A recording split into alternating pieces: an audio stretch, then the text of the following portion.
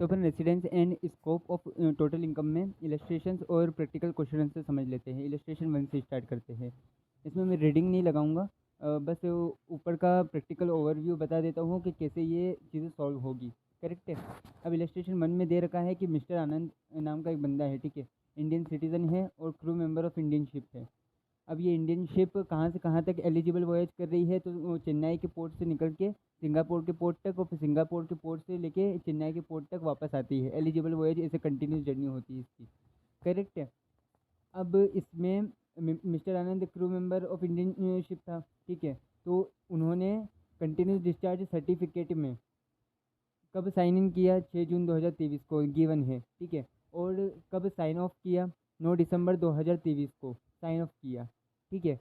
अब अपन प्रोविजंस को रिकॉल कर लेते हैं कि रेसिडेंशियल स्टेटस निकालने के लिए कौन से क्राइटेरिया को मैच करने पड़ेंगे। या तो बंदा 182 दिन या उससे ज़्यादा इंडिया में रहे, ठीक है, फर्स्ट चांस तो ये दिया जाएगा। अगर ये चांस कंप्लीट नहीं हो पाता, यानी कि 182 दिन से कम निकलते हैं उसके रेसिडेंस के दिन, तो फिर अपन क्या करेंगे कि सेकेंड चांस देंगे कि या तो 60 दिन या उससे ज़्यादा रहे और साथ में 365 दिन 365 दिन या उससे ज़्यादा इंडिया में रहे प्रीसीडिंग 4 साल में। मतलब कि जो करंट रेलेवेंट प्रीवियस ईयर चल रहा है 23-24, उसको छोड़ दो, उसके पहले के 4 प्रीवियस ईयर 22-23, 21-22, 20-21, 19-20, वो 4 प्रीवियस ईयर में अगर टोटल मिला के 365 दिन या उससे ज़्यादा रह रहा है तो वो रेसिडेंट रहेगा। लेकिन इसके एक्सेप्शन आ जाते हैं कि एम्प्लॉयमेंट के लिए अगर बंदा गया है फॉरेन कंट्री, तो फिर ये सेकंड वाला चांस नहीं दिया जाएगा। और अगर एक crew member of Indian ship है और बाहर गया है इंडिया से, तो फिर ये सेकंड चांस नहीं दिया जाएगा। करेक्ट है। तो अब यहाँ पे मिस्टर आनंद के केस में तो यही हो रहा है कि इंडियन शिप का क्रू मेंबर है वो, और इंडिया से बाहर गया है, यानी कि सिंगापुर के पोर्ट तक गया है एलिजिबल वॉयज करने के लिए।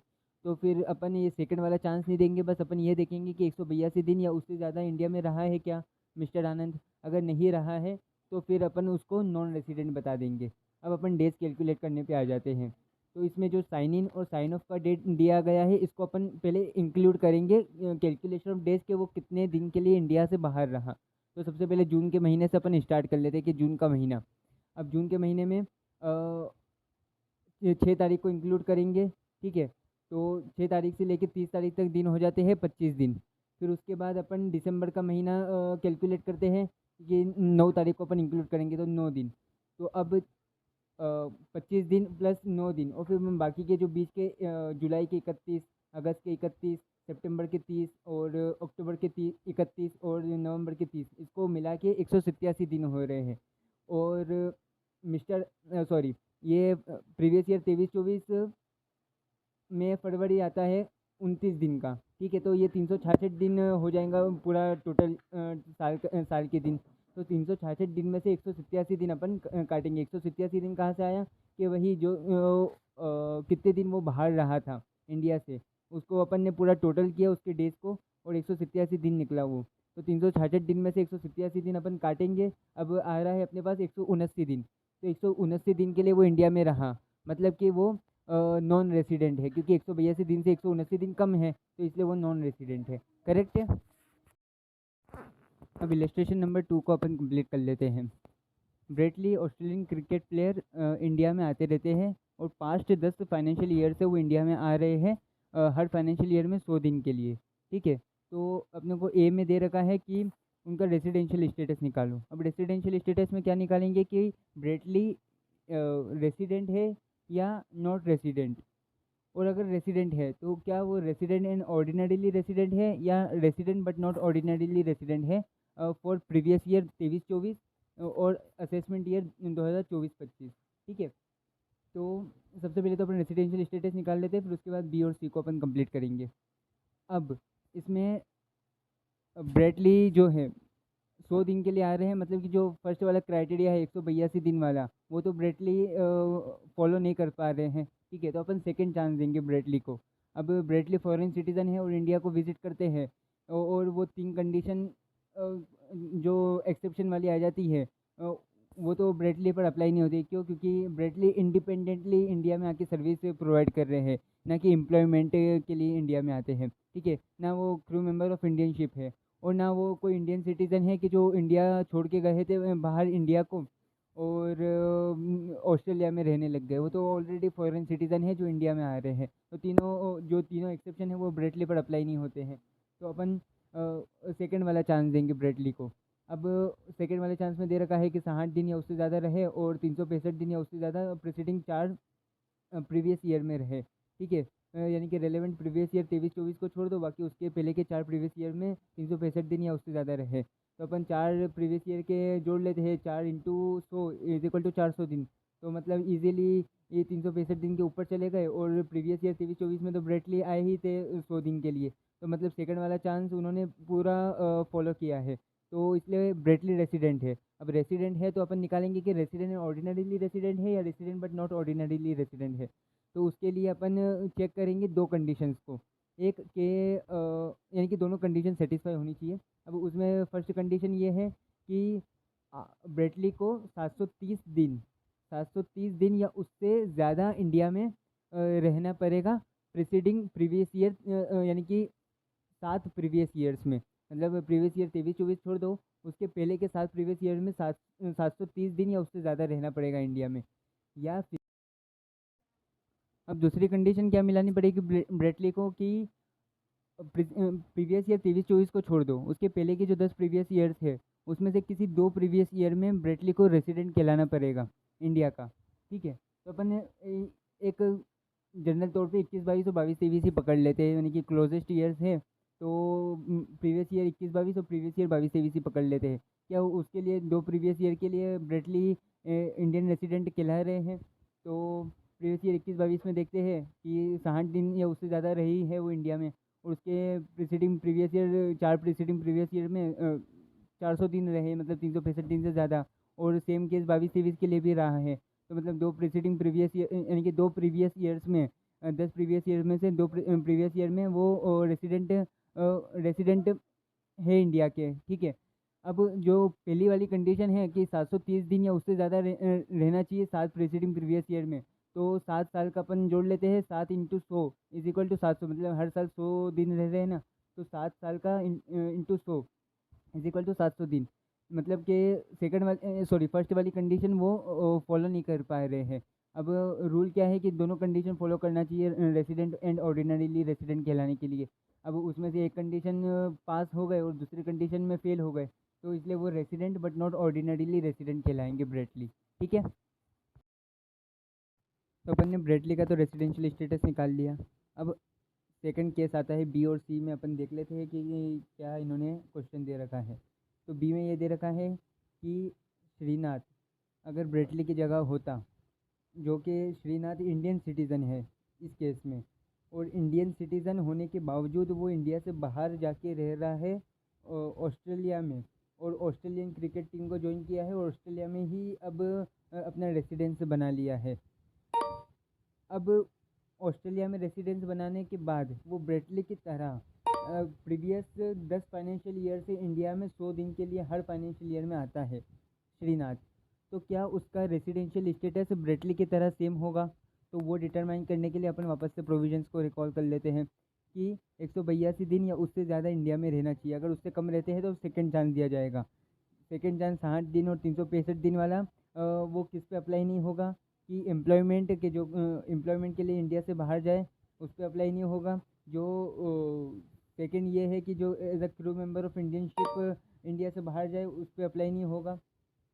अब थर्ड एक एक्सेप्शनल केस ये आता है कि जो इंडिया को छोड़ दे, इंडियन सिटीज़न होने के बावजूद जो इंडिया को छोड़ दे और इंडिया के बाहर जाके रहे, तो जो 60 दिन वाला प्रोविज़न है वो 120 दिन में बदल जाएगा कि 120 दिन या उससे ज़्यादा इंडिया में रहना पड़ेगा, और साथ में 365 दिन या उससे ज़्यादा प्रीसीडिंग 4 साल में 4 प्रीवियस ईयर में प्रीसीडिंग 4 प्रीवियस ईयर में 365 दिन या उससे ज़्यादा आना चाहिए, और 120 दिन या उससे ज़्यादा इंडिया में रेलेवेंट प्रीवियस ईयर, यानी कि यहाँ पे प्रीवियस ईयर 23-24 है तो रेलेवेंट प्रीवियस ईयर 23-24 में 120 दिन या उससे ज़्यादा रहना पड़ेगा उस बंदे को कि जो जिसने इंडियन सिटीज़न होने के बाद भी इंडिया को छोड़ा और इंडिया के बाहर जाने को रहने लग गया, और साथ में 15 लाख या उससे ज़्यादा की इनकम इंडिया में टैक्सेबल होनी चाहिए।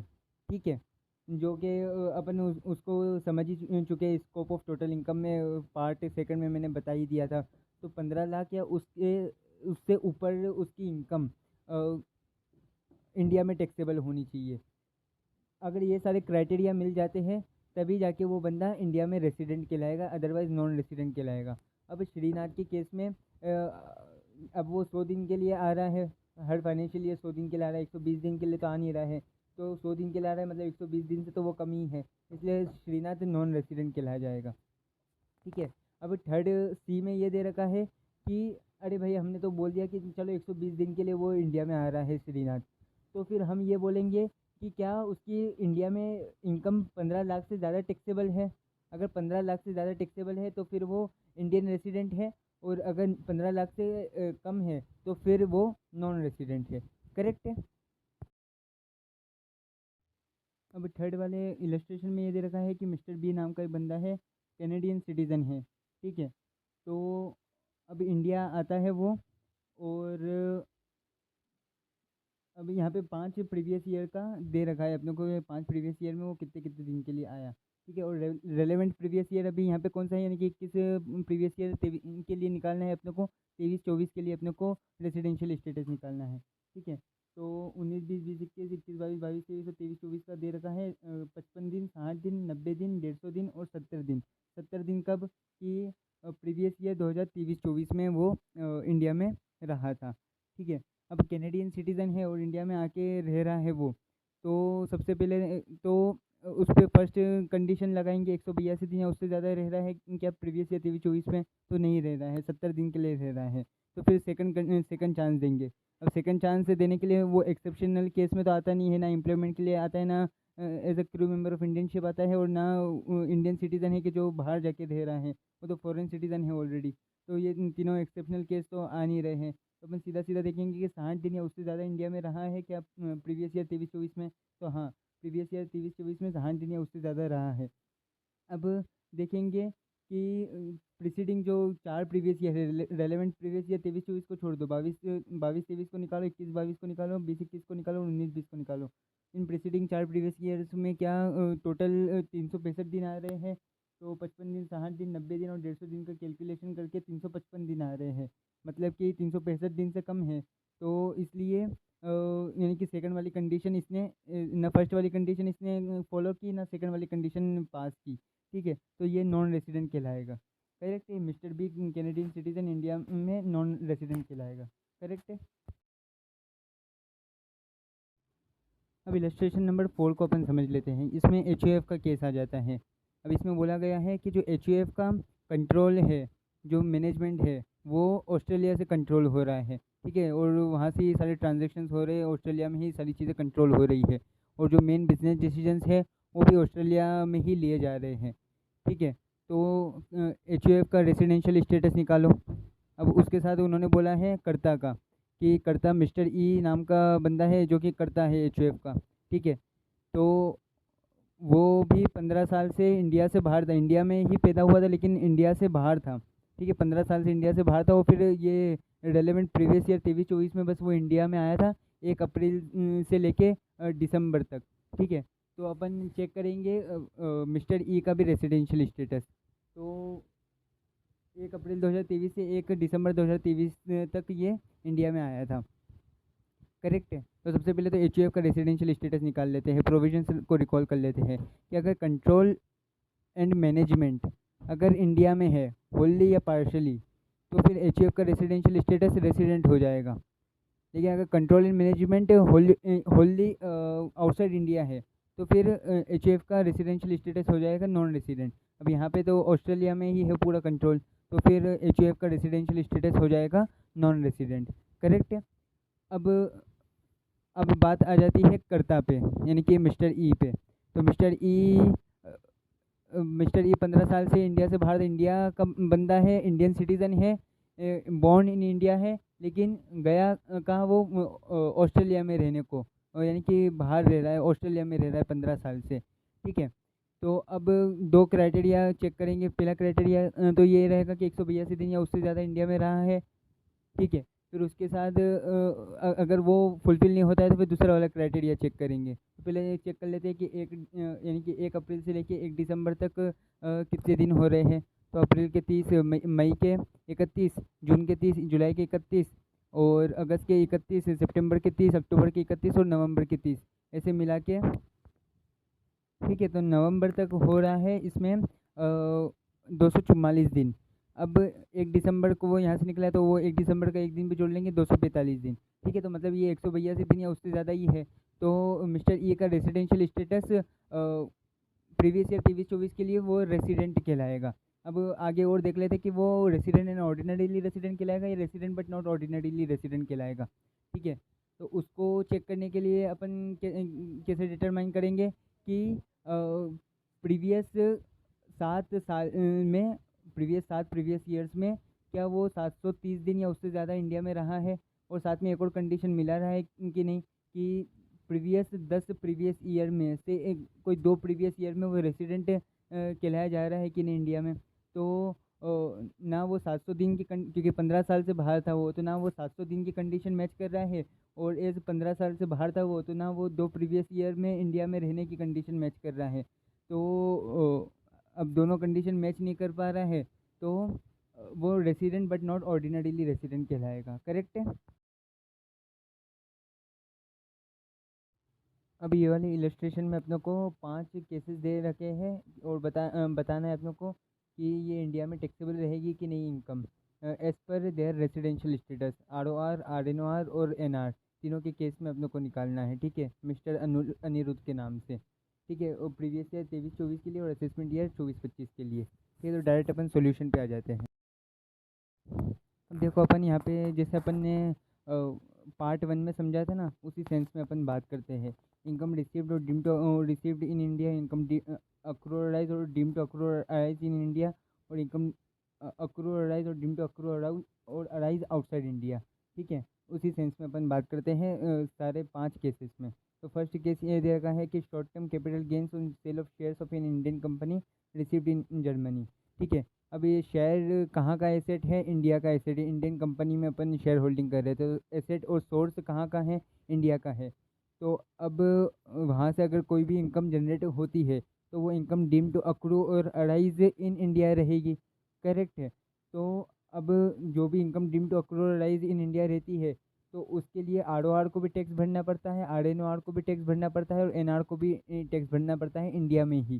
ठीक है, तो ये फर्स्ट वाला केस तो अपने को क्लियर हो गया। अब सेकंड वाले केस पे आ जाते हैं। सेकंड वाले केस में क्या दे रखा है कि dividend from a Japanese company received in Japan.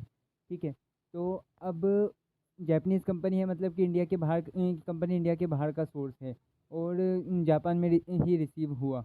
तो इंडिया में तो रिसीव हुआ नहीं था, तो रिसीव वाला केस तो अपन हटा ही देते, तो जापान में ही रिसीव हुआ था। ठीक है, तो अब ये कौन सी इनकम हो जाती है, इनकम डीम टू अक्रू और अराइज आउटसाइड इंडिया। अब इसके लिए RNOR को टैक्स नहीं भरना पड़ेगा और ना NR को टैक्स भरना पड़ेगा, सिर्फ किसको भरना पड़ेगा, ROR को। ठीक है, तो अपन ने ROR के इसमें 10,000 रुपये जोड़ लिए।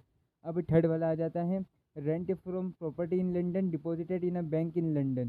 तो अब इसमें बोला गया था कि बाद में फिर इंडिया में उस इनकम को बुला लिया गया था। ठीक है, बैंकिंग चैनल के थ्रू। तो सबसे पहले तो अपन ये देखेंगे कि प्रॉपर्टी लंदन की है, इंडिया की नहीं है। ठीक है, और यानी कि रिसीव कहाँ पे हुई, लंदन में, इंडिया में नहीं रिसीव हुई थी, तो रिसीव का पढ़ भी तो अपन हटा देते हो। प्रॉपर्टी लंदन की है तो अपन यही बोलेंगे कि इनकम डीम टू अक्रू और अराइज आउटसाइड इंडिया। करेक्ट है। अब इनकम डीम टू अक्रू और अराइज आउटसाइड इंडिया, तो ना RNOR को इंडिया में टैक्स भरनी पड़ेगी ना NR को टैक्स भरनी पड़ेगी, सिर्फ किसको भरनी पड़ेगी, ROR को। अब यहाँ पे बोलोगे कि 52,500 क्यों आ रहा है, यहाँ पे अमाउंट तो 75,000 का दे रखा है। तो अपन जब इनकम फ्रॉम हाउस प्रॉपर्टी पढ़ेंगे ना तो वहाँ पे 30% का डिडक्शन रहता है ऑलरेडी। कोई भी हाउस प्रॉपर्टी से कोई भी रेंटल इनकम आती है ना तो उस पर 30% का डिडक्शन रहता है, इसलिए वो 30% का डिडक्शन यहाँ पे काटा है, 52,500 रुपये करके अब फाइनल अमाउंट आया है। ठीक है, अब फोर्थ पे आ जाते हैं कि dividend from RP limited and Indian company. ठीक है, अब वो समझा ही था अपन ने थर्ड केस, यानी कि जो फर्स्ट वाले पार्ट में अपन ने थर्ड केस में समझा ही था कि अगर इंडियन कंपनी से डिविडेंड मिल रहा है तो फिर वो इंडिया में ही टैक्सेबल रहेगा। तो इसलिए चारों पे लगा दिया, यानी कि वो इनकम डीम टू अक्रू और अराइज इन इंडिया बन जाती है, भले कहीं पे भी रिसीव हुई हो। तो अब वो तीनों पे अपन ने लगा दिया, आर ओ आर पे भी लगा दिया, आर एन ओ आर पे भी लगा दिया, एन आर में भी जोड़ दिया। ठीक है। अब agriculture income from land in Gujarat. अब लैंड इन गुजरात, गुजरात कहाँ पे? इंडिया में है, और इंडिया की वो लैंड है। तो इंडिया की लैंड में से अगर एग्रीकल्चर इनकम आ रही है तो फिर वो एग्जेम्प्टेड है, तो किसी को भी टैक्स भरना नहीं पड़ेगा, चाहे वो आर ओ आर हो, आर एन ओ आर हो, एन आर हो। इसलिए अपन ने उसको इधर जोड़ा ही नहीं है। करेक्ट है। तो आर ओ आर की टोटल इनकम कितनी बन गई? 83,500 taxable in India. R N O R की कितनी बन गई? 21,000। और एन आर यानी कि नॉन रेसिडेंट की कितनी बन गई? 21,000 रुपये। करेक्ट है। अब ये वाले इलस्ट्रेशन को समझ लेते हैं, इलस्ट्रेशन नंबर 6 को। इसमें दे रखा है कि जो डेविड नाम का बंदा है, इंडियन सिटीज़न है, तो इंडिया में ही रह रहा था, लेकिन एज ए गवर्नमेंट एम्प्लॉय अब वो 1 अप्रैल 2023 को इंडिया को छोड़ देता है। सॉरी, 31 मार्च 2023 को वो इंडिया को छोड़ देता है। ठीक है। और उसकी कनाडा में एज अ हाई कमीशन, मतलब कि गवर्नमेंट के बिहाफ पे ही एज अ हाई कमीशन उसकी कनाडा में जॉब लग गई है। ठीक है। तो वो इंडिया को छोड़ देता है 31 मार्च 2023 को। इसलिए प्रीवियस ईयर 2023-24 में तो इंडिया में दिखता ही नहीं है, मतलब ये इंडिया से बाहर ही रहता है। अब एज प्रीवियस ईयर 2023-24 में वो इंडिया से बाहर था, तो वो नॉन रेसिडेंट ही कहलाएगा। फर्स्ट चांस भी कंप्लाई नहीं कर पाएगा, ना सेकंड चांस कंप्लाई कर पाएगा। वो 60 दिन वाला और ना 182 दिन वाला, वो कोई कोई सा भी एक कंप्लाई नहीं कर पाएगा। और वैसे भी सेकंड चांस तो उस पर अप्लीकेबल भी नहीं रहेगा, क्योंकि एम्प्लॉयमेंट के लिए वो इंडिया से बाहर गया था, एज ए गवर्नमेंट एम्प्लॉय वो इंडिया से बाहर गया था, तो सेकंड चांस तो वैसे भी उस पर अप्लीकेबल नहीं रहेगा। और फर्स्ट चांस वो कंप्लाई कर नहीं पा रहा है, क्योंकि पूरे साल वो इंडिया से बाहर रहा था, तो इसलिए वो नॉन रेसिडेंट है। ठीक है। तो अब उसके लिए उसकी कुछ इनकम दी गई है एज ए नॉन रेसिडेंट, कि वो इंडिया में टैक्सेबल रहेगी कि नहीं रहेगी। तो यहाँ पे अपन फर्स्ट टू फिफ्थ अपन फटाफट निपटा लेते हैं। ठीक है। जो गवर्नमेंट ने सैलरी दी उसको, ये जो सैलरी है ना, ये गवर्नमेंट ने दी है उसको, ये गवर्नमेंट के बिहाफ पे गया था, तो सैलरी भी गवर्नमेंट ही देगी। तो जो गवर्नमेंट ने उसको सैलरी दी, तो अब उसने सर्विस तो कहाँ रेंडर की? Outside India. इंडिया के अंदर नहीं दी थी, तो कायदे से जो जनरल प्रोविज़न बनता है इनकम टैक्स का, तो उस हिसाब से तो income deem to अक्रूराइज outside India, और नॉन रेसिडेंट को फिर वो इंडिया में टैक्स भरनी नहीं पड़ेगी, वो आउटसाइड इंडिया टैक्स भरनी पड़ेगी। लेकिन अपन ने ये भी पढ़ा था कि अगर गवर्नमेंट का केस है, अगर गवर्नमेंट सैलरी दे रही है किसी भी नॉन रेसिडेंट बंदे को, कि जो वो इंडियन सिटीज़न है और गवर्नमेंट के बिहाफ पे इंडिया से बाहर गया था सर्विस प्रोवाइड करने के लिए, और गवर्नमेंट को सर्विस रेंडर कर रहा है वो, तो फिर उसको जो सैलरी मिलेगी गवर्नमेंट से, वो इंडिया में ही टैक्सेबल रहेगी। तो 5 लाख रुपए इंडिया में ही टैक्सेबल रहेंगे। करेक्ट है। अब फॉरेन अलाउंस भी उसको गवर्नमेंट से ही मिला, लेकिन फॉरेन अपन सैलरी वाले चैप्टर में पढ़ेंगे कि जो फॉरेन अलाउंस गवर्नमेंट की तरफ से मिलता है ना, वो एग्जेम्प्टेड रहता है। करेक्ट है। तो इसलिए 4 लाख रुपए एग्जेम्प्ट हो गए, भले उसको गवर्नमेंट से मिले हो। ठीक है। अब थर्ड वाला पढ़ लेते हैं, interest on fixed deposit from bank in India. अब इसमें लाख रुपए उसको मिले। अब सोर्स कहाँ से बन रहा था? कि डिपॉजिट उसने कहाँ करवाई थी? इंडिया में। तो एसेट कहाँ पे? इंडिया का। ठीक है। अब सोर्स उसका कहाँ से बन रहा था? इंडिया की बैंक में से। इंडिया की बैंक में से उसको ब्याज का पैसा मिला, लाख रुपया। तो अब ये क्या होगा? Income deem to अक्रूराइज in India, इसलिए लाख रुपए उसको इंडिया में ही भरना पड़ेगा टैक्स। ठीक है। अब income from agriculture in Nepal.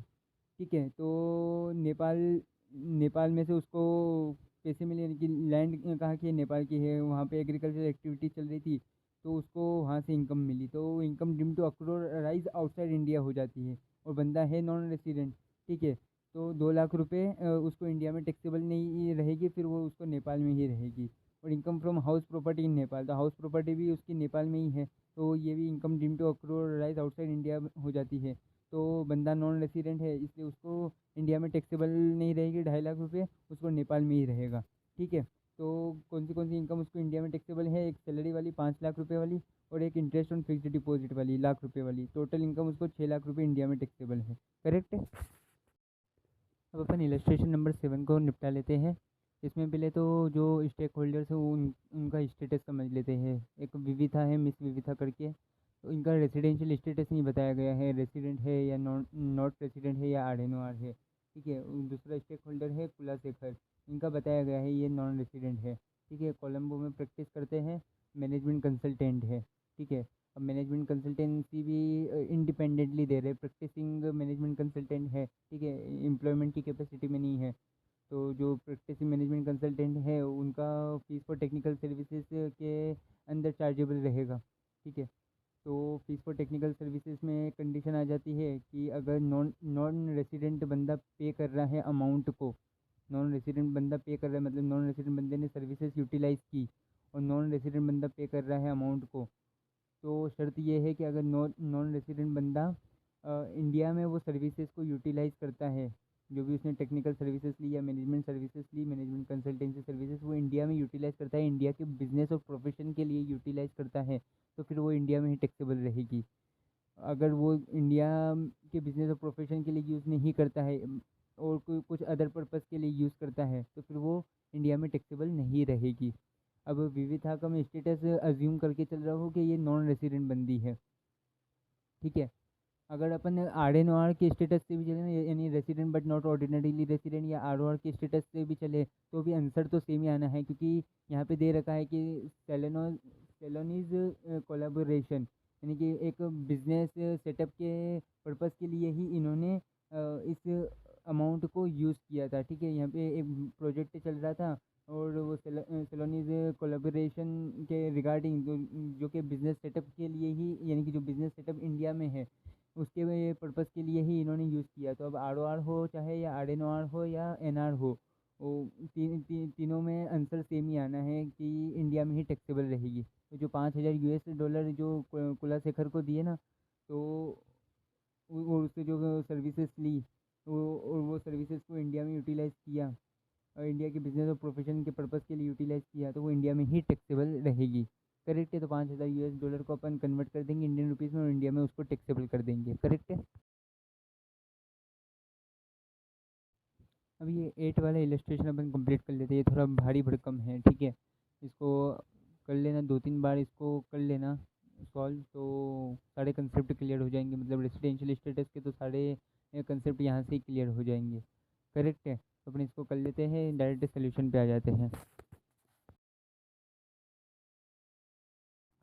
अब इसको भी अपन वही टेक्निक से करेंगे, income dream to अक्रूराइज in India और income dream to अक्रूराइज outside India, income received in India और ड्रीम टू रिसीव्ड इन इंडिया, वाली ही टेक्निक से करेंगे कि R O R, R N O R या एन आर, तीनों के लिए कौन सी इनकम किस में टैक्सेबल रहेगी। करेक्ट है। तो सबसे पहले पहला पॉइंट अपन ये उठा लेते हैं कि interest on UK development bonds, 50% of interest received in India, ठीक है। तो अब यूके डेवलपमेंट बॉन्ड्स है, मतलब कि यूके का है, तो बेसिक सेंस में क्या बात आ जाती है कि income deem to अक्रूराइज outside India है, ठीक है। तो income deem to अक्रूराइज outside India है, तो ना एन आर को टैक्स भरनी पड़ेगी इंडिया में, ना आर एन आर को, सिर्फ आर ओ आर को फुल्ली टैक्स भरनी पड़ेगी। तो 10,000 रुपये आर ओ आर के कॉलम में अपन ने 10,000 रुपये पूरे लिख दिए। अब यहाँ पे सवाल उठता है कि 50% of interest received in India, तो जो इंटरेस्ट जो यानी कि जो इनकम इंडिया में रिसीव हो, फर्स्ट हैंड में इंडिया में रिसीव हो, तो फिर वो इंडिया में ही चार्जेबल रहेगी। इसलिए 5,000 रुपये अपन ने आर एन आर और एन आर के कॉलम में अपन ने लिख दिया। 50% यानी कि 10,000 का 50% 5,000 रुपये, इसलिए 5,000 रुपये अपन ने आर एन आर और एन आर के कॉलम में लिख दिया। करेक्ट है। इनकम रिसीव्ड इन इंडिया उसी के प्रोविजन के अकॉर्डिंग, ठीक है। अब सेकंड वाले पे आ जाते हैं, income from a business in Chennai, 50% is received in India. तो अब बिजनेस इन चेन्नई मतलब बिजनेस कनेक्शन कहाँ पे है, चेन्नई में, मतलब इंडिया में बिजनेस कनेक्शन है। अब इंडिया में जो भी बिजनेस कनेक्शन जहाँ से इनकम जनरेट होती है, इंडिया के बिजनेस कनेक्शन से इनकम जनरेट हो रही है, तो वो income deem to अक्रूराइज in India है। अब income deem to अक्रूराइज in India है, तो फिर आर ओ आर को भी इंडिया में टैक्स भरनी पड़ेगी, आर एन आर को भी इंडिया में टैक्स भरनी पड़ेगी और एन आर को भी इंडिया में ही टैक्स भरनी पड़ेगी, ठीक है। तो तीनों के कॉलम में अपन ने 20-20 हज़ार रुपये पूरे डाल दिए। अब थर्ड आ जाता है शॉर्ट टर्म कैपिटल गेंस और sale of shares of an Indian company received in London, ठीक है। तो अब यहाँ पे एक चक्कर आ जाता है कि इंडियन कंपनी के शेयर है, तो मतलब एसेट कहाँ के थे, इंडियन कंपनी के इंडिया में ही एसेट बैठा हुआ था, ठीक है। अब वहाँ उसके कनेक्शन में से अपने को पैसा मतलब इनकम आया, ठीक है, तो वो इनकम डीम्ड अक्रूराइज इन इंडिया कहलाएगा, ठीक है। तो वहाँ से जो भी पैसा आया income deem to अक्रूराइज in India कहलाएगा। तो R O R, R N R और एन आर तीनों को इंडिया में ही टैक्स भरना पड़ेगा, इसलिए अपन ने 20,000 रुपये तीनों के कॉलम में लिख दिया, ठीक है। अब dividend from British company received in London, तो ब्रिटिश कंपनी मतलब कि बाहर की कंपनी है, इंडियन कंपनी तो है नहीं, तो वहाँ से डिविडेंड अपने को मिला, ठीक है। तो अब डिविडेंड वहाँ से मिला तो मतलब इनकम डीम टू अक्रू और अराइज आउटसाइड इंडिया हो जाता है, ठीक है। और रिसीव भी लंदन में हुआ, मतलब कि बाहर की कंट्री में हुआ, तो इंडिया में तो वो टैक्स होने का कोई सवाल ही नहीं उठा है एनआर और आरएनओआर के लिए। सिर्फ आरओआर को इंडिया में टैक्स भरना पड़ेगा, इसलिए अपन आरओआर के सामने आरओआर के कॉलम में अपने 5,000 रुपये पूरे लिख दिए हैं, ठीक है। अब long term capital gains on sale of plant in at Germany, 50% of gains are received in India. अब प्लांट कहाँ पे है? जर्मनी, ठीक है। तो एसेट कहाँ पे बैठा हुआ है? जर्मनी में। तो मतलब ये इनकम डीम टू अक्रू और अराइज आउटसाइड इंडिया है, तो इंडिया में यानी कि टैक्सेबल रहेगी ही नहीं आरएनओआर और एनआर के लिए। सिर्फ किसके लिए रहेगी? आरओआर के लिए। जो भी इनकम जनरेट होगी सिर्फ आरओआर के लिए वो टैक्सेबल रहेगी, आरएनओआर और एनआर के लिए तो टैक्सेबल रहेगी नहीं। लेकिन अब यहाँ पे बोला है कि 50% of gains are received in India. तो 40,000 रुपये टोटल गेंस थे, उसमें से 50% इंडिया में रिसीव हुए, तो 20,000 रुपये इसलिए अपन ने आरएनओआर और एनआर के कॉलम में लिख दिया है, क्योंकि फर्स्ट हैंड इंडिया में रिसीव हुए वो। और income received in India will be taxable in India, इसलिए 20,000 रुपये अपन आरएनओआर और एनआर के कॉलम में लिख दिया है, ठीक है। अब आ जाते हैं income earned from business in Germany which is controlled in Delhi, out of which ₹40,000 is received in India. अब यहाँ पे थोड़ा गहराई से समझना है इस चीज़ को, ठीक है। तो बिजनेस कनेक्शन कहाँ पे है? जर्मनी। इंडिया में बिजनेस कनेक्शन नहीं है, इंडिया में बिजनेस कनेक्शन नहीं है, जर्मनी में बिजनेस कनेक्शन है। तो ये इनकम कौन सी हो जाती है? इनकम डीम टू अक्रू और अराइज आउटसाइड इंडिया, ठीक है। तो नॉन रेसिडेंट पर्सन को तो ये वाली इनकम पे टैक्स भरना इंडिया में लागू ही नहीं होगा, ठीक है। तो यहाँ पे एक फर्दर बोला गया है कि 40,000 रुपये इंडिया में रिसीव हुए, तो जो रिसीव हुए फर्स्ट हैंड वो नॉन रेसिडेंट को भरना पड़ेगा, इसलिए अपन नॉन रेसिडेंट के कॉलम में 40,000 रुपये लिख दिया है। अब मैंने आपको फर्स्ट पार्ट में मैंने समझाया था कि बिजनेस कनेक्शन भले इंडिया में ना हो, लेकिन अगर वो बिजनेस या प्रोफेशन इंडिया से कंट्रोल हो रहा है तो फिर आरएनओआर को भी पूरी इनकम पे टैक्स इंडिया में ही भरना पड़ेगा। सिर्फ ये एक ही पर्टिकुलर फॉरेन इनकम है, income deem to accrue or arise outside India है, कि जिस पे आरएनओआर को इंडिया में फुल्ली टैक्स भरना पड़ता है, वो ये वाली ही इनकम है। कि अगर बिजनेस कनेक्शन भले बाहर हो लेकिन इंडिया से कंट्रोल हो रहा है तो फिर इंडिया में ही आपको पूरा टैक्स भरना पड़ेगा आरएनओआर के केस में, इसलिए आरएनओआर के कॉलम में 70,000 रुपये पूरे लिखा गए। अब यहाँ पे आरओआर को तो जो income deem to accrue or arise outside India है वो आरओआर को तो फुल्ली टैक्सेबल इन इंडिया ही रहती है, तो इसलिए 70,000 रुपये आरओआर के कॉलम में पूरा लिख दिया, ठीक है। अब अपन आते हैं profits from a business in Delhi, out of which ₹40,000 is received in profits from a business in Delhi but managed entirely from London. तो बिज़नेस कनेक्शन कहाँ पे है? दिल्ली में बैठा हुआ है। अब दिल्ली में जो भी बिज़नेस कनेक्शन है तो मतलब वो income deem to accrue or arise in India बन जाती है, तो पूरी की पूरी इनकम इंडिया में टैक्सेबल रहेगी, ठीक है। आरओआर के केस में भी, आरएनओआर के केस में भी और एनआर के केस में भी, ठीक है। अब आगे बढ़ जाते हैं। Income from house property in London deposited in a bank at London later on remitted to India. तो अब चक्कर क्या आ जाता है कि हाउस प्रॉपर्टी कहाँ पे है? लंदन में सिचुएटेड, और वहाँ से रेंटल इनकम कमा रहे हो आप, तो income deem to accrue or arise outside India बन जाएगी वो इनकम, ठीक है। तो एनआर को भी नहीं भरना पड़ेगा ना आरएनओआर को भरना पड़ेगा, सिर्फ किसको भरना पड़ेगा? आरओआर को, पूरे 50,000 रुपये पे उसको टैक्स भरना पड़ेगा इंडिया में, ठीक है। अब यहाँ पे बोलोगे कि यार ये रिसीव इंडिया में तो हुई, तो नहीं, फर्स्ट हैंड कहाँ पे रिसीव हुई? लंदन में, उसके बाद फिर ये इंडिया में रेमिट हुई। तो फर्स्ट हैंड लंदन में रिसीव हुई थी और फिर उसके बाद इंडिया में रेमिट हुई, तो फिर वो इंडिया में टैक्सेबल नहीं रहेगी, वो लंदन में ही टैक्सेबल रहेगी पूरी की पूरी इनकम, एनआर और आरएनओआर के केस में, ठीक है। अब interest on debentures in an Indian company received in London. तो अब डिवेंचर इंडियन कंपनी का है, ठीक है। तो सोर्स कहाँ पे बैठा हुआ है? एसेट, यानी कि डिवेंचर एसेट है कोई भी पर्टिकुलर पर्सन के लिए, तो सोर्स कहाँ पे बैठा हुआ है? इंडियन कंपनी, मतलब इंडिया में वो डिवेंचर है, तो एसेट इंडिया का है।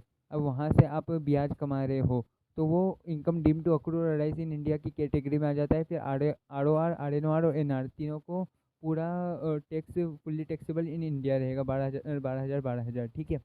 अब अपन आ जाते हैं fees for technical services rendered in India but received in London, ठीक है।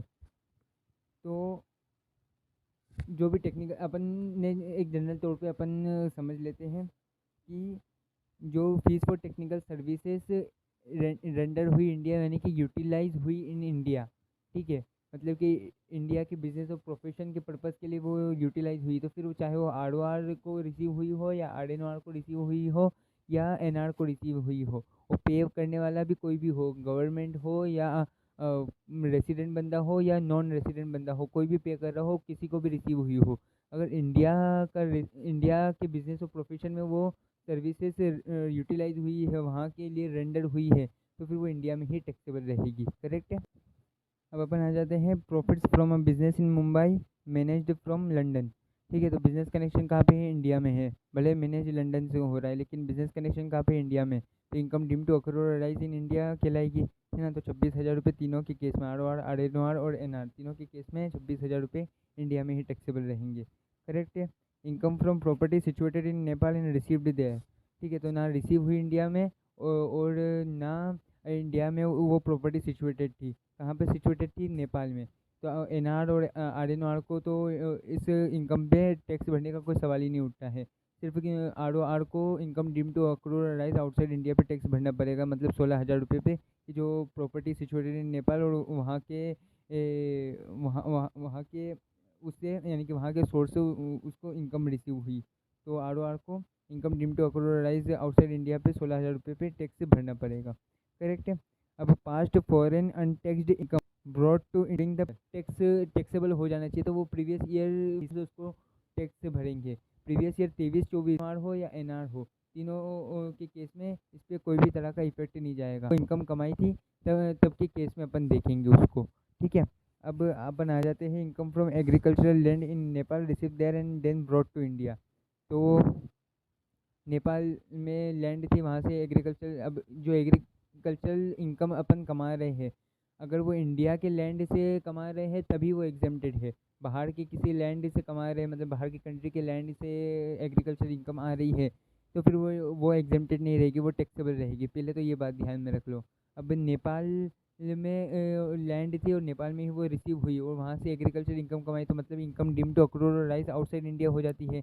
तो इसलिए सिर्फ आर ओ आर को ही इस पर टैक्स भरना पड़ेगा और आर एन आर और एन आर को नहीं भरना पड़ेगा।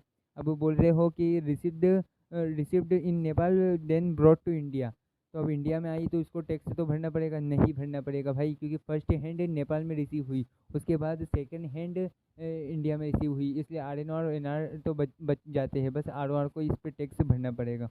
ठीक है। अब आ जाते हैं अपन income from profession in Kenya which was set up in India, received there but spent in India। ठीक है, तो अब बिजनेस कनेक्शन यानी सॉरी प्रोफेशन का कनेक्शन कहाँ पे है? इंडिया से बाहर, सॉरी, हाँ हाँ केनिया में है। केनिया में प्रोफेशन का कनेक्शन है, केनिया में है। ठीक है, लेकिन कंट्रोल कहाँ से हो रहा है? इंडिया से हो रहा है। तो नॉन रेसिडेंट को तो income deem to accrue or outside India है, तो नॉन रेसिडेंट को तो भरने का कोई सवाल ही नहीं है इस पर टैक्स।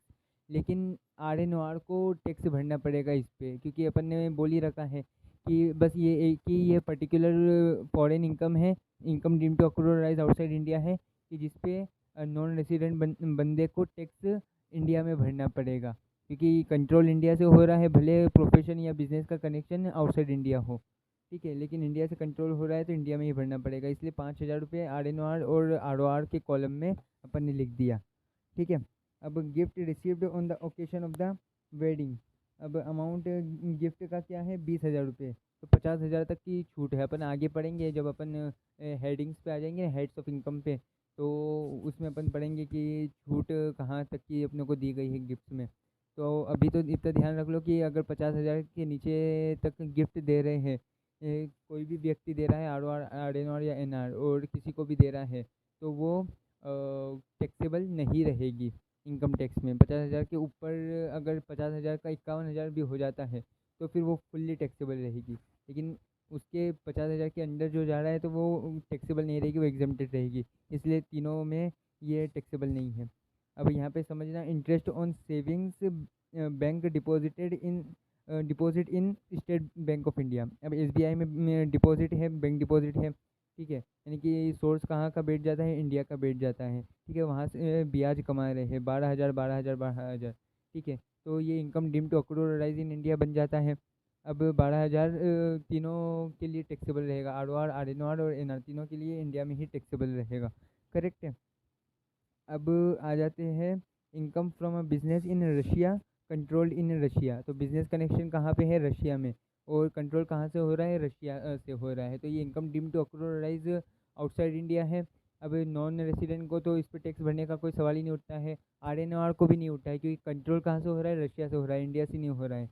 तो इसलिए बिजनेस कनेक्शन इंडिया के बाहर है और कंट्रोल भी बाहर से ही हो रहा है।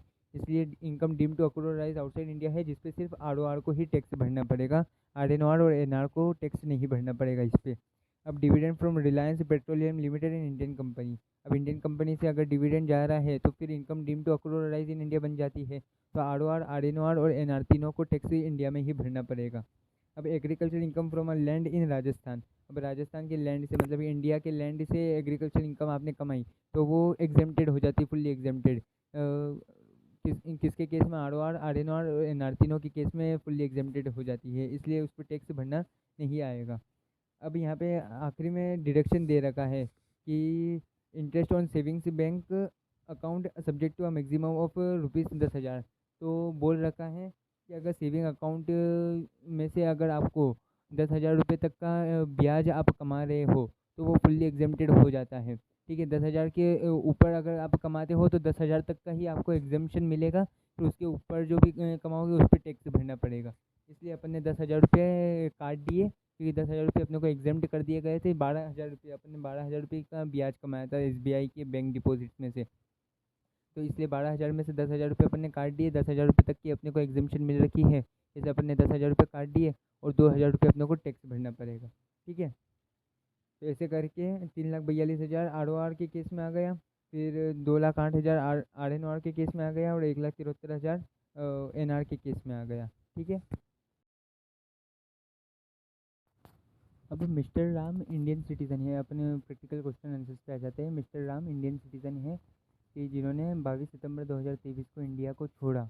जर्मनी में एम्प्लॉयमेंट इस्टेब्लिश करने के लिए उन्होंने 22 सितंबर 2023 को इंडिया को छोड़ा। तो अब रेसिडेंशियल स्टेटस इनका निकालेंगे, 182 दिन या उससे ज़्यादा इंडिया में रहना चाहिए। और सेकंड चांस इनको नहीं दिया जाएगा। क्यों? क्योंकि ये एम्प्लॉयमेंट के लिए इंडिया से बाहर जा रहे हैं, तो फिर वो जो 60 दिन और 365 दिन वाले जो प्रोविज़न है वो इन पे अप्लाई नहीं होगा। बस 182 दिन या उससे ज़्यादा ही अगर इंडिया में रह रहे हैं तो रेसिडेंट बना देंगे, अदरवाइज़ नॉन रेसिडेंट। तो कैलकुलेट करो, 30 अप्रैल के 30, मई के 31, जून के 30 और जुलाई के 31, फिर अगस्त के 31 और सितंबर के पूरे 22 दिन, ऐसे कैलकुलेट करके 175 दिन निकल रहे हैं। तो 175 दिन तो 182 दिन से कम है, मतलब कि इनको नॉन रेसिडेंट बता दो। ठीक है, नॉन रेसिडेंट के हिसाब से फिर इनकी इनकम टैक्सेबल रहेगी।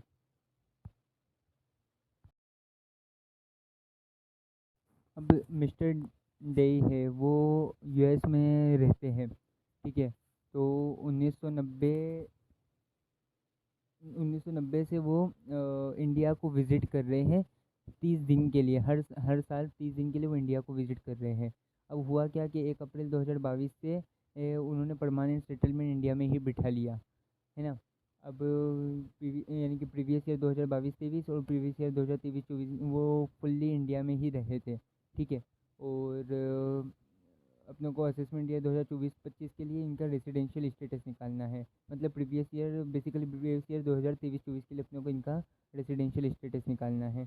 ठीक है, तो कंडीशन क्या है कि 182 दिन या उससे ज़्यादा अगर इंडिया में रहो, ठीक है, तो आप रेसिडेंट कहलाओगे। अब सीधे सीधे इनका प्रोविज़न चेक करते हैं, प्रोविजंस के हिसाब से इनका रेसिडेंशियल स्टेटस चेक करते हैं। तो ये पूरा साल ही इंडिया में रहे प्रीवियस ईयर 23-24 में, ये बाहर तो गए नहीं और कुछ ऐसा दे भी नहीं रखा है कि बाहर गए हो। तो 182 दिन या उससे ज़्यादा रहे हैं तो मतलब प्रीवियस ईयर 23-24 के लिए ये रेसिडेंट है। अब रेसिडेंट एंड ऑर्डिनरीली रेसिडेंट है या resident but not ordinarily resident है। तो रेसिडेंट ऑर्डिनरीली रेसिडेंट के लिए क्या दो कंडीशन सेटिस्फाई करनी पड़ेगी। सात सात प्रीसीडिंग प्रीवियस ईयर में, यानी कि रेलेवेंट प्रीवियस ईयर 23-24 को छोड़ दो, उसके पहले के 7 प्रीसीडिंग प्रीवियस ईयर में 730 दिन या उससे ज़्यादा इंडिया में रहना पड़ेगा आपको। और साथ में एक और कंडीशन निभानी पड़ेगी कि प्रीवियस ईयर 23-24 को छोड़ दो, उसके पहले के 10 प्रीसीडिंग प्रीवियस ईयर में से किसी 2 प्रीवियस ईयर में आपको इंडिया का रेसिडेंट कहलाना पड़ेगा। अगर ये दोनों कंडीशन आप सेटिस्फाई करते हो तो आप रेसिडेंट ऑर्डिनरीली रेसिडेंट कहलाओगे, otherwise resident but not ordinarily resident कहलाओगे। तो बिल्कुल जनरल तौर पे अपन समझते हैं कि प्रीवियस ईयर 22-23 में से ही तो इन्होंने इंडिया में सेटलमेंट चालू किया। तो उसके पहले तो ये इंडिया में तो ना ना के बरोबर आ रहे थे, मतलब कि 30 दिन पर फाइनेंशियल ईयर आ रहे थे, पर प्रीवियस ईयर 30 दिन के लिए आ रहे थे। तो अगर दिन कैलकुलेट करने भी जाए 7 साल के लिए तो 210 दिन ही होते हैं। और रेसिडेंट तो कोई खास इन्होंने फिर इस्टेब्लिश किया ही नहीं 2 प्रीवियस ईयर के लिए। तो यानी कि 2 प्रीवियस ईयर मतलब कि ये 22-23 और 23-24 के लिए ही रेसिडेंट कहला रहे थे। अब 23-24 तो अपन हटा ही रहे हैं, 22-23 यानी कि एक ही साल ये रेसिडेंट कहला रहे थे। तो मतलब कि सीधे सीधे इनको नॉन यानी कि resident but not ordinarily resident बता दो।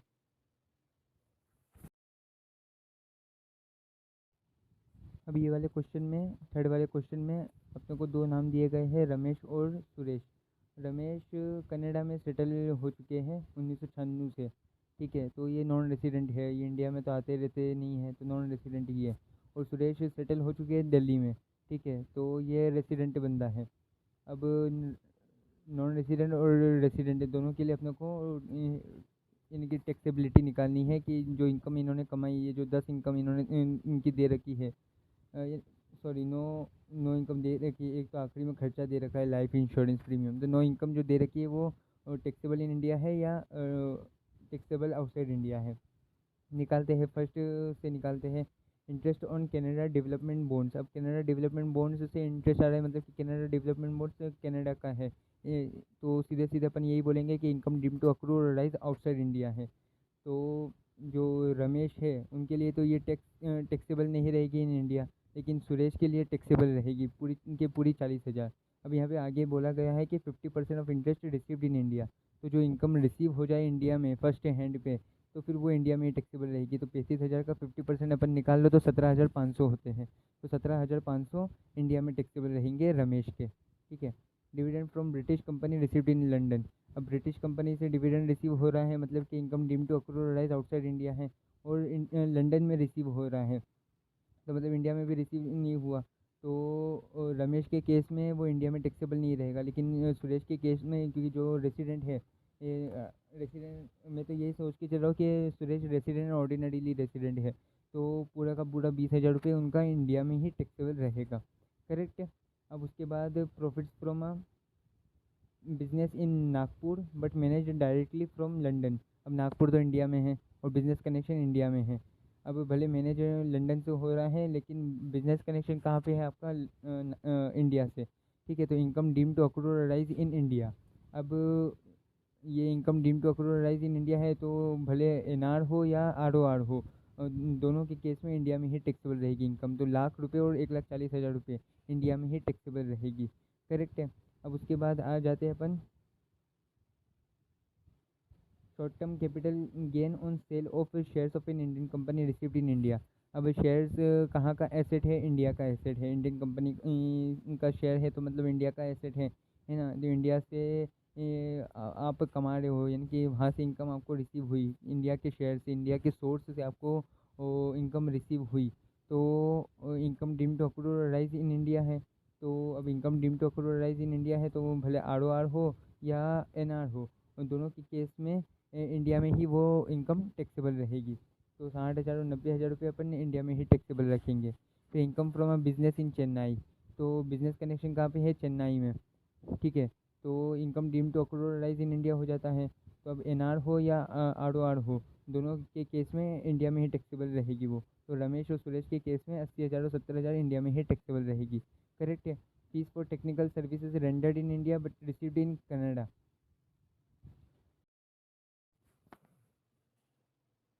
अब ये जो फीस फॉर टेक्निकल सर्विसेज है, ये मिस्टर सुरेश को तो नहीं मिली है, मिस्टर रमेश को ही मिली है सिर्फ।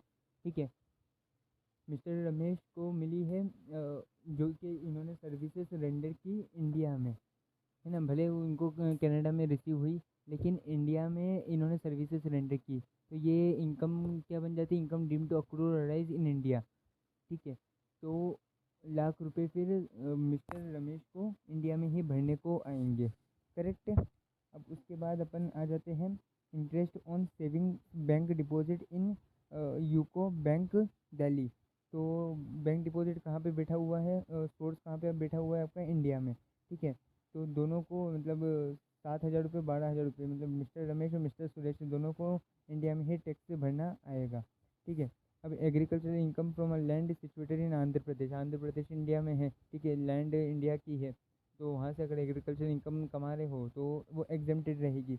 तो अपन ने इसको दोनों में टैक्स नहीं लगा, टैक्सेबल नहीं किया। ठीक है। अब income from house property eight Bhopal, तो हाउस प्रॉपर्टी कहाँ पे है, भोपाल में, भोपाल इंडिया में। ठीक है। तो अब इंडिया से अगर इंडिया की प्रॉपर्टी से अगर आप कमा रहे हो, income deem to accrue or arise in India बन जाती है। तो फिर इन दोनों की केस में, मतलब मिस्टर रमेश और मिस्टर सुरेश दोनों की केस में ये इंडिया में ही टैक्सेबल रहेगी, 70,000 और 42,000। अब इसमें से आखिरी में अब डिडक्शंस काट लेते हैं। तो सबसे पहला डिडक्शन तो ये दे रखा है लाइफ इंश्योरेंस प्रीमियम का। अपन ने लाइफ इंश्योरेंस भरा, तो अपन आगे पढ़ेंगे, मतलब कि सैलरीज के हेड में पढ़ेंगे अपन कि कहाँ कितने डिडक्शन अपने को मिलते हैं। ठीक है, और यानी कि कौन से सेक्शन के अंदर अपने को डिडक्शन मिलते हैं। यहाँ पे दे रखा है सेक्शन 80C। तो लाइफ इंश्योरेंस का अमाउंट जितना आपने पे किया है, तो उतने का आपको डिडक्शन मिलेगा to the certain threshold. अब ये अमाउंट थ्रेश होल्ड के लिमिट के अंदर था, तो इसलिए 30,000 रुपये का जो प्रीमियम पे किया, तो वो पूरे का पूरा आपकी टैक्सेबल इनकम में से डिडक्ट हो जाएगा। अब ये 30,000 रुपये मिस्टर रमेश ने तो पे नहीं किए थे वैसे, लेकिन मिस्टर सुरेश ने किए थे, तो इसलिए मिस्टर सुरेश को डिडक्शन 30,000 रुपये का पूरे का पूरा मिल गया। अब अपन आ जाते हैं एक और डिडक्शन पे कि अगर मैंने जो ब्याज से कमाया, सेविंग अकाउंट में से अगर मैंने कुछ ब्याज कमाया है, ब्याज का अमाउंट कुछ कमाया है, तो वो उसका मेरे को डिडक्शन मिलेगा अंडर सेक्शन 80 TTA। ठीक है। तो अब कितना कितना आपको डिडक्शन मिलेगा, तो भाई 10,000 रुपये तक की एक थ्रेश होल्ड लिमिट है। अगर 10,000 से ऊपर जाता है तो सिर्फ 10,000 तक ही आपको ब्याज में डिडक्शन मिलेगा, सॉरी एग्जेम्पशन मिलेगा। बाकी का जो अमाउंट ओवर एंड अबाउ है उस पर आपको टैक्स भरना पड़ेगा। ठीक है। तो यहाँ पे जो 7,000 रुपये रमेश ने कमाए थे, तो वो तो 10,000 के नीचे ही है, तो वो 7,000 पूरे के पूरे एग्जाम्प्ट हो गए उसके। और उसके अलावा मिस्टर सुरेश ने जो 12,000 रुपये कमाए, तो उसमें से 2,000 रुपये पर उसको टैक्स भरनी पड़ेगी, बाकी के 10,000 रुपये इसको इनकम टैक्स राहत दे रही है, एग्जेम्पशन दे रही है। ठीक है। तो इसमें एक स्टेटमेंट दिया गया है ये क्वेश्चन में कि income deem to accrue or arise in India to a non resident by way of interest royalty and fees for technical services is to be taxed irrespective of territorial nexus. तो ये स्टेटमेंट करेक्ट है क्या? तो हाँ, correct है। Territorial nexus का मतलब समझ लेते हैं कि वो उसका कोई बिजनेस कनेक्शन इंडिया में है या नहीं, या कोई उसने प्रॉपर्टी इंडिया में खरीद रखी है या नहीं, या फिर वो कोई रेसिडेंट यानी कि रेसिडेंस ले रखा है कि नहीं, मतलब कि इंडिया में रह रहा है कि नहीं, ये कोई किराए का मकान या फिर खुद का मकान लेके इंडिया में रह रहा है कि नहीं। टेरिटोरियल नेक्सस का बेसिकली ये मतलब है कि वो इंडिया में किसी भी पर्टिकुलर वे में रह रहा है कि नहीं, या बिजनेस प्रोफेशन उसका है कि नहीं इंडिया में। ये तो ये चीज़ मायने रखेगी क्या interest royalty fees for technical services में? तो नहीं जी, बिल्कुल भी मायने नहीं रखेगी। भले वो इंडिया में उसकी प्रॉपर्टी खड़ी हो या ना हो, बिजनेस या प्रोफेशन उसका हो या ना हो इंडिया में, अगर interest royalty fees for technical services इसके थ्रू उसने पैसा कमाया, और जो सरकार ने प्रोविजंस दे रखा है, जो कंडीशंस दे रखी है, उसके वो मैच हो रही है, तो फिर उसको इंडिया में टैक्स भरना पड़ेगा, भले वो बंदा नॉन रेसिडेंट हो। करेक्ट है।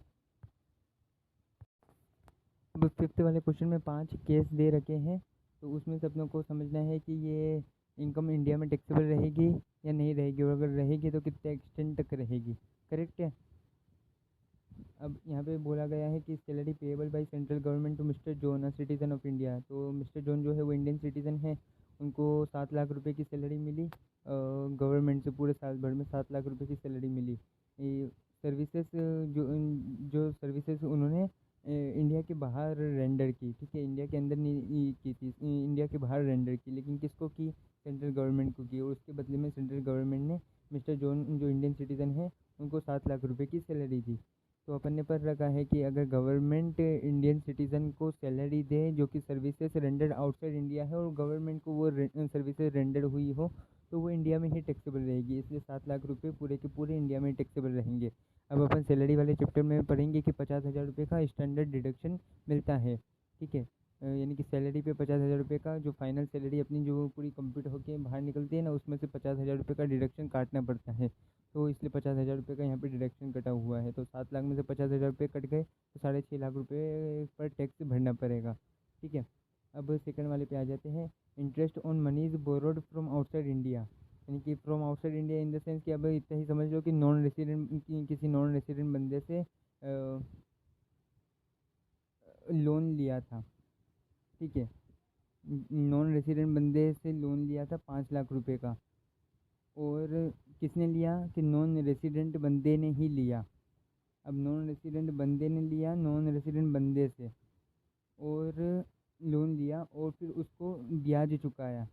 ठीक है, तो अब इस यानी कि जनरल प्रोविज़न के हिसाब से तो ये income deemed to अक्रूराइज outside India हो जाती है।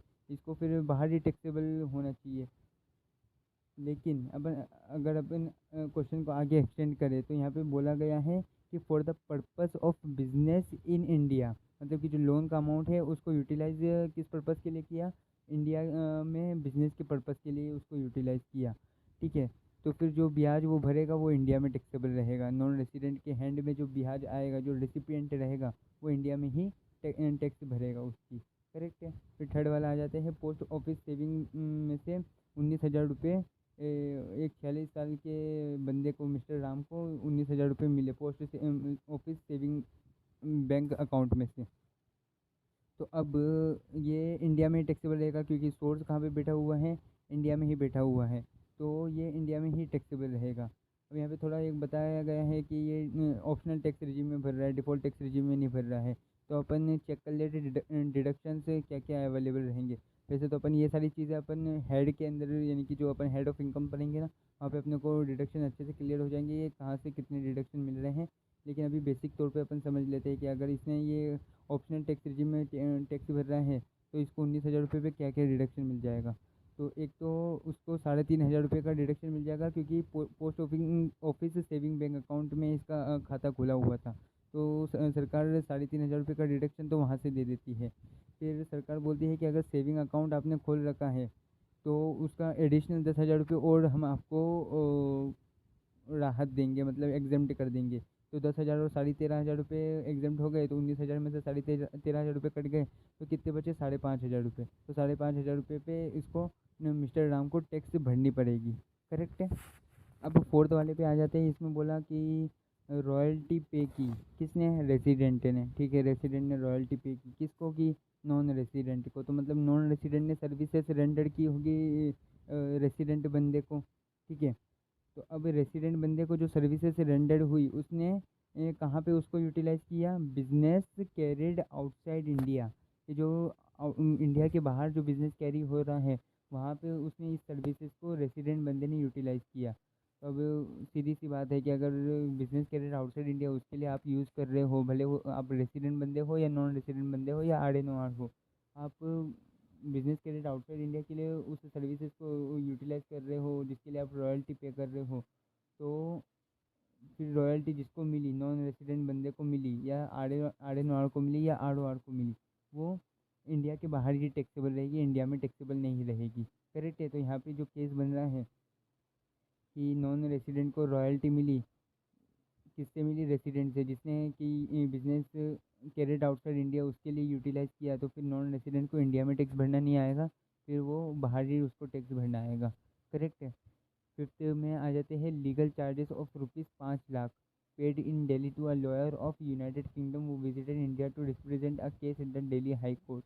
तो लॉयर कहाँ का है, यूनाइटेड किंगडम का, मतलब नॉन रेसिडेंट बंदा है। ठीक है, अब उसको 5,00,000 रुपये रिसीव कहाँ पे हुए, इंडिया में हुए। फर्स्ट हैंड उसको इंडिया में रिसीव हुए 5,00,000 रुपये। तो अब जहाँ पे रिसीव हुए वहाँ पे ही टैक्सेबल रहेगा। तो इसलिए 5,00,000 रुपये पर इंडिया में ही उसको टैक्स भरना पड़ेगा जो भी लॉयर आया यूनाइटेड किंगडम से। करेक्ट है।